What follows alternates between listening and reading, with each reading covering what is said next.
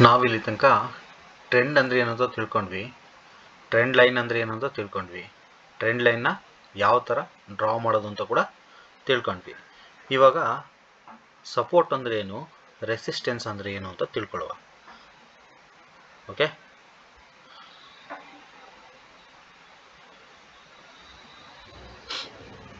Support ಅಂದರೆ ಒಂದೇ ಜಾಗದಲ್ಲಿ ಮಾರ್ಕೆಟು ರಿವರ್ಸ್ ಆಗುವಂಥದ್ದು ಅಥವಾ ಒಂದೇ ಜಾಗದಲ್ಲಿ ಮಾರ್ಕೆಟು ಸಪೋರ್ಟ್ ತಗೊಂಡು ಮೂವ್ ಆಗುವಂಥದ್ದು. ನೋಡಿ, ಈ ಜಾಗ ಇಲ್ಲಿ, ಮತ್ತು ಈ ಜಾಗದಲ್ಲಿ, ಮತ್ತು ಈ ಜಾಗದಲ್ಲಿ, ಮತ್ತು ಇಲ್ಲಿ ನೋಡಿ, ಈ ಜಾಗಗಳಲ್ಲೆಲ್ಲ ಏನಾಗಿದೆ, ಮಾರ್ಕೆಟು ಸಪೋರ್ಟ್ ತಗೊಂಡು ಇಲ್ಲಿಂದ ಮೇಲ್ಗಡೆ ಮೂವ್ ಆಗಿದೆ. ಅಂದರೆ ಇದು 4 ಗಂಟೆಯ ಮೇಜರ್ ಸಪೋರ್ಟ್ ಆಗಿದೆ. ಓಕೆ, 4 ಗಂಟೆ ಟೈಮ್ ಫ್ರೇಮಲ್ಲಿ ಇದು ಮೇಜರ್ ಸಪೋರ್ಟ್ ಆಗಿದೆ. ಇದನ್ನು 4 ಅವರ್ಸ್ ಟೈಮ್ ಫ್ರೇಮಲ್ಲಿ ಮೇಜರ್ ಸಪೋರ್ಟ್ ಅಂತ ನಾವು ಕರಿತೀವಿ. ಇದೇ ಥರ ನಮಗೊಂದು ರೆಸಿಸ್ಟೆನ್ಸ್ ಕೂಡ ಇದೆ. ಇಲ್ಲಿ ಒಂದು ರೆಸಿಸ್ಟೆನ್ಸ್ ಕೂಡ ಇದೆ. ನೋಡಿ, ಈ ಜಾಗ ನಮಗೆ ರೆಸಿಸ್ಟೆನ್ಸ್ ಆಗಿ ವರ್ಕ್ ಆಗ್ತಾ ಇದೆ. ಹೆಂಗೆ ಅಂದರೆ, ಇಲ್ಲಿಂದ ಫಸ್ಟ್ ಮೂವ್ ಆಯಿತು, ಇಲ್ಲಿಗೆ ಬಂತು, ಇಲ್ಲಿಂದ ರಿವರ್ಸ್ ಆಯಿತು, ಇಲ್ಲಿಂದ ಮೂವ್ ಆಯಿತು, ಇಲ್ಲಿಗೆ ಬಂತು, ಮತ್ತು ಇಲ್ಲಿಂದ ರಿವರ್ಸ್ ಆಯಿತು. ನೋಡಿ, ಇಲ್ಲಿ ಬ್ರೇಕ್ ಆಯಿತು, ಬಟ್ ಅದಕ್ಕಿಂತ ಮೇಲ್ಗಡೆ ಹೋಗಿಲ್ಲ, ಬ್ರೇಕ್ ಆಗಿ ಮತ್ತೆ ಇಲ್ಲೇ ಬಂದು ಮತ್ತೆ ಇಲ್ಲೇ ಸಸ್ಟೇನ್ ಆಗಿ ಇಲ್ಲೇ ಸೈಡ್ ವೇಸ್ ಮಾರ್ಕೆಟ್ ಆಗಿ, ನೋಡಿ ಇಲ್ಲಿಂದ ಇಲ್ಲಿ ತನಕ ಸೈಡ್ ವೇಸ್ ಆಗಿದೆ, ಮತ್ತೆ ಇಲ್ಲಿಂದ ಡೌನ್ ಆಯಿತು, ಮತ್ತೆ ಇಲ್ಲಿ ಬಂತು. ನೋಡಿ, ಈ ಥರ ಪದೇ ಪದೇ ಪದೇ ಅದೇ ಜಾಗಕ್ಕೆ ಬಂದು ಅಲ್ಲಿಂದ ರಿವರ್ಸ್ ಆಗ್ತಾ ಇದೆ. ಅಂದರೆ ಇದು ಸಪೋರ್ಟ್ ಆಗಿ ವರ್ಕ್ ಆಗ್ತದೆ, ಇದು ರೆಸಿಸ್ಟೆನ್ಸ್ ಆಗಿ ವರ್ಕ್ ಆಗ್ತಾಯಿದೆ. ಇದೇ ಥರ ನಮಗೆ ಬೇರೆ ಎಲ್ಲರ ಕೆಳಗಡೆ ಇದೆಯಾ ನೋಡೋ, ಒಂದು ನಿಮಿಷ.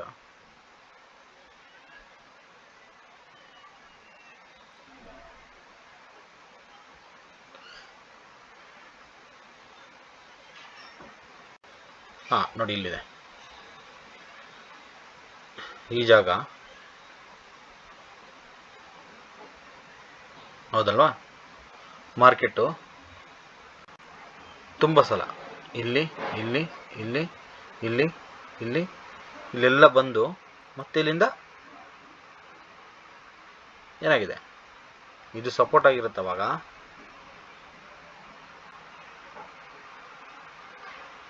ಇಲ್ಲಿ ಸಪೋರ್ಟ್ ಇದೆ, ಈ ಸಪೋರ್ಟಿಂದ ಮೂವ್ ಆಗಿ ಆಗಿ ಇಲ್ಲಿಗೆ ಬಂದಿದೆ, ಇಲ್ಲಿಂದ ಮತ್ತೆ ರಿವರ್ಸ್ ಆಗಿದೆ, ಇಲ್ಲಿಗೆ ಬಂದಿದೆ, ಇಲ್ಲಿಂದ ಮತ್ತೆ ರಿವರ್ಸ್ ಆಗಿದೆ, ಇಲ್ಲಿಗೆ ಬಂದಿದೆ, ಮತ್ತೆ ಇಲ್ಲಿಂದ ರಿವರ್ಸ್ ಆಗಿ ಮತ್ತೆ ಇಲ್ಲಿ ಇದನ್ನು ಸಪೋರ್ಟ್ ಆಗಿ ಕ್ರಿಯೇಟ್ ಮಾಡ್ಕೊಂಡಿದೆ. ಅಂದರೆ ಈ ಸಪೋರ್ಟು ಇದ್ದಾಗ ಇದು ರೆಸಿಸ್ಟೆನ್ಸ್ ಆಗಿತ್ತು, ಇದನ್ನು ಬ್ರೇಕ್ ಮಾಡಿ ಇಲ್ಲಿ ಸ್ಟ್ರಾಂಗ್ ಆಗಿ ಸಪೋರ್ಟ್ ತಗೋತು.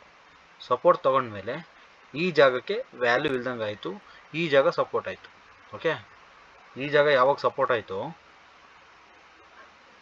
ಇದಕ್ಕೊಂದು ರೆಸಿಸ್ಟೆನ್ಸ್ ಬೇಕಲ್ವಾ, ಆವಾಗ ಇದು ರೆಸಿಸ್ಟೆನ್ಸ್ ಆಗಿ ವರ್ಕ್ ಆಯಿತು, ಇದು ರೆಸಿಸ್ಟೆನ್ಸ್ ಆಯಿತು, ಇದು ಕೂಡ ಸ್ಟ್ರಾಂಗ್ ಆಗಿ ಇಲ್ಲಿಂದ ಬೈಯರ್ ಮತ್ತೆ ಸ್ಟ್ರಾಂಗ್ ಆದರು, ಮತ್ತೇನಾಯಿತು, ಇಲ್ಲಿಂದ ಇದು ರೆಸಿಸ್ಟೆನ್ಸ್ ಆಗ್ತಾ ಹೋಯಿತು. ಈ ಸಪೋರ್ಟ್ ಇದೆಯಲ್ವಾ, ಈ ಸಪೋರ್ಟ್ಗೆ ಇವಾಗ ಇದು ರೆಸಿಸ್ಟೆನ್ಸ್ ಆಗಿ ವರ್ಕ್ ಆಗ್ತಾ ಇದೆ. ನೆಕ್ಸ್ಟ್ ಏನಾಗ್ಬೋದು, ಇದಕ್ಕಿಂತ ಮೇಲ್ಗಡೆ ಸಸ್ಟೇನ್ ಆಗಿ ಇಲ್ಲಿ ಟ್ರೇಡ್ ಮಾಡಿ ಮಾಡಿ ಮುಂದೆ ಎಲ್ಲಾದರೂ ಒಂದು ಎಕ್ಸಾಂಪಲ್ ಹೇಳ್ತೀನಿ. ಈಗ ಇಲ್ಲೆಲ್ಲೂ ರೆಸಿಸ್ಟೆನ್ಸ್ ಇಲ್ಲ, ನಾನೊಂದು ಎಕ್ಸಾಂಪಲ್ ಹೇಳ್ತೀನಿ. ಇಲ್ಲೆಲ್ಲಾದರೂ ಒಂದು ಮೂವ್ ಆಗಿ ರೆಸಿಸ್ಟೆನ್ಸ್ ತೊಗೋಬೋದು. ಇಲ್ಲಿ ರೆಸಿಸ್ಟೆನ್ಸ್ ತೊಗೊಂಡ್ರೆ ಆವಾಗ ಇದು ಸಪೋರ್ಟ್ ಆಗಿ ವರ್ಕ್ ಆಗುತ್ತೆ. ಆವಾಗ ಇದೇನಾಗುತ್ತೆ, ಸಪೋರ್ಟ್ ಆಗಿ ವರ್ಕ್ ಆಗುತ್ತೆ. ಅಕಸ್ಮಾತ್ ಇದು ಮೇಲ್ಗಡೆನೇ ಹೋಗಿಲ್ಲ, ಇಲ್ಲಿಂದ ಕೆಳಗಡೆನೇ ಹೋಯಿತು ಅಂದರೆ ನೆಕ್ಸ್ಟ್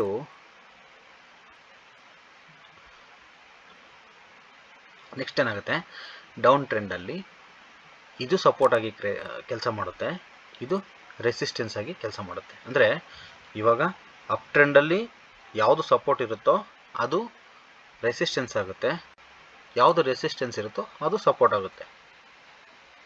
ಸೊ ಇದಕ್ಕೆ ಉಲ್ಟಾ, ಅಪ್ ಟ್ರೆಂಡ್ಗೆ ಆಪೋಸಿಟ್, ಡೆಡ್ ಆಪೋಸಿಟ್. ಓಕೆ, ಇದನ್ನು ನಾವು ಸಪೋರ್ಟ್ ಮತ್ತು ರೆಸಿಸ್ಟೆನ್ಸ್ ಅಂತ ಹೇಳ್ತೀವಿ. ಬಟ್ ಇಲ್ಲಿ ಇನ್ನೂ ರೆಸಿಸ್ಟೆನ್ಸ್ ಆಗಿಲ್ಲ. ನಾನು ನಿಮಗೆ ಅರ್ಥ ಮಾಡ್ಕೊಳ್ಳೋಕ್ಕೆ ನೆಕ್ಸ್ಟ್ ಏನಾದರೂ ಆದರೆ ಇಲ್ಲಿ ಆಗ್ಬೋದು ಅನ್ನೋ ಥರ ಒಂದು ಎಕ್ಸಾಂಪಲ್ ಹೇಳಿದ್ದೀನಿ ಅಷ್ಟೇ. ಓಕೆ, ಇಲ್ಲಿ ಒಂದು ರೆಸಿಸ್ಟೆನ್ಸ್ ಇದೆ, ಈ ಸಪೋರ್ಟ್ ಇದೆ ಈಗ ಪ್ರೆಸೆಂಟ್. ಓಕೆ, ನೋಡಿ ಇದೇ ಥರ ಇಲ್ಲಿದೆ, ಇದೇ ಥರ ಇನ್ನೂ ಮುಂದಕ್ಕೆ ಹೋಗ್ತಾ ನಮಗೆ ನೋಡು ಇನ್ನೆಲ್ಲರೂ ಇದೆಯಾ ನೋಡಿ. ಹೋಗ್ತಾ ಎಲ್ಲಿಲ್ಲ ನೋಡಿ, ಇದೊಂದು ಸ್ಮಾಲ್ ಸಪೋರ್ಟ್ ಇದೆ ನೋಡಿ, ಇಲ್ಲಿ ನೋಡಿ ಇದು ಸ್ಮಾಲ್ ಸಪೋರ್ಟ್ ಇದೆ, ಇದೇ ಥರ ಸ್ಮಾಲು ರೆಸಿಸ್ಟೆನ್ಸ್ ಇದೆ ನೋಡಿ. ರೆಸಿಸ್ಟೆನ್ಸ್ ಬ್ರೇಕ್ ಆಯಿತು ನೋಡಿ. ಇಲ್ಲಿಂದ ಮಾರ್ಕೆಟು ಬೂಮ್ ಆಯಿತು, ಇಲ್ಲಿ ತನಕ ಬಂತು, ಮತ್ತೆ ಇಲ್ಲಿ ರಿವರ್ಸ್ ಆಯಿತು.